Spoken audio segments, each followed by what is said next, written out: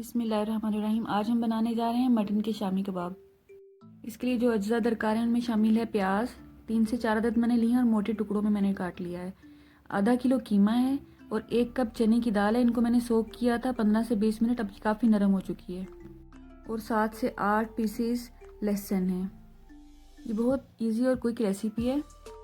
इसमें जो मसाला जात हैं उनमें शामिल है नमक, ये तकरीबन आधी चम्मच से थोड़ा सा ज़्यादा लिया है मैंने।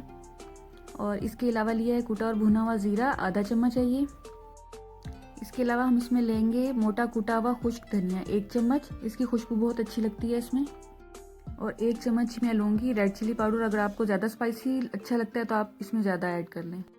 2 चम्मच इसमें मैंने लिए हैं शान का शामी कबाब मसाला, इसकी खुशबू बहुत ही अच्छी लगती है कबाब में, इसे ज़रूर ट्राई कीजिएगा आप। अब इसमें मैं आधा गिलास पानी डालूंगी, बस ज़्यादा पानी डालने की ज़रूरत नहीं, इसी में ये गल जाएगा। और इसको हम 15 मिनट के लिए मीडियम आंच के लिए प्रेशर पे लगा देंगे। और प्रेशर का टाइम हमेशा उसकी विसल स्टार्ट होने के बाद काउंट किया करें। आप चाहें तो कीमा और दाल देगची में भी गला सकते हैं, लेकिन टाइम थोड़ा ज़्यादा लगता है। 15 मिनट के प्रेशर के बाद जब हमने इसको खोला है तो इसकी कुछ इस किस्म की लुक आई है हमारे पास। अब इसका पानी हम ड्राई करेंगे। इसमें चम्मच मुसलसल हिलाते जाएं। अब मैं इसमें लूँगी 1 चम्मच गरम मसाला पाउडर। ये देखें 5 मिनट पकाने के बाद पानी काफ़ी हद तक खुश्क हो चुका है, लेकिन अभी भी इसको हम और पकाएंगे और इसका पानी मज़ीद खुश्क करेंगे। अभी हम इसको और ठीक करेंगे और चम्मच मुसलसल हिलाते जाएं। ये देखें इस फॉर्म में ये होना चाहिए, तो आप चूल्हे की आग को बंद कर दें। अब इसको ठंडा होने दें और जब ये ठंडा हो जाए अच्छी तरह तो इसको फ्रिज में रखते हैं और तकरीबन 15 से 20 मिनट तक वेट करें। कबाब को मैश करते हुए इसमें हम डालेंगे धनिया, पुदीना और अदरक।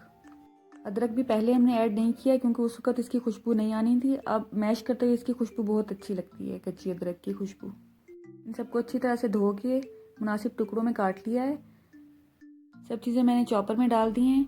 अगर आपके पास चॉपर नहीं है तो आप डंडा और दोरी भी यूज़ कर सकते हैं इस मकसद के लिए। सच पूछें तो इन मशीनों ने काफ़ी हद तक हमारी ज़िंदगी आसान कर दी है। हर चीज़ झटपट रेडी हो जाती है। ये देखें चॉप करने के बाद ये कुछ इस फॉर्म में मेरे पास आया है। 10 मिनट के लिए इसको फ्रिज में रख दिया था मैंने। और अब मैं इसकी टिक्कियाँ बनाऊंगी।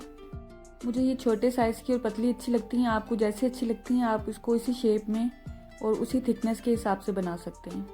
आप इसको बना के फ्रीज भी कर सकते हैं। 1 लेयर बिछा के ऊपर आप कोई भी शापर रख दें, उसके बाद उसके ऊपर दूसरी लेयर बिछा दें। 1 माह तक तो इसका टेस्ट बिल्कुल भी चेंज नहीं होता। अब ये देखें इसको मैं फ्राई करूँगी। 1 अंडा लेके उसको अच्छी तरह से फेंट लें और उसमें सिर्फ नमक ऐड करें और कुछ भी नहीं डालना उसमें। मेरा नॉन स्टिक पैन है इसलिए ऑयल मैंने ज़्यादा नहीं डाला है। अगर आपका पैन दूसरा है तो उसमें थोड़ा सा ज़्यादा ऑयल डालना पड़ेगा। और इसको पलटाने में जल्दी मत किया करें। जब ये आपको लगे कि एक तरफ से अच्छी तरह पक गई हैं उसके बाद इसको मूव करें। तकरीबन 3 से 4 मिनट के बाद जब मैंने पैन को मूव किया है तो ये देखें ये अच्छी तरह से मूव हो रही है, इसका मतलब है ये अच्छी तरह से कुक हो चुकी है नीचे से। अब हम इनको बारी बारी टर्न करेंगे और ये अच्छी तरह से ऊपर नीचे से दोनों साइड से आपने अच्छी तरह से कुक कर लेनी है, कच्ची नहीं होनी चाहिए, नहीं तो कच्चा अंडा बिल्कुल भी अच्छा नहीं लगेगा इनके ऊपर। और आप इसको दही की चटनी के साथ या केचप के साथ सर्व करें, बहुत ही मज़े की बनी है ये।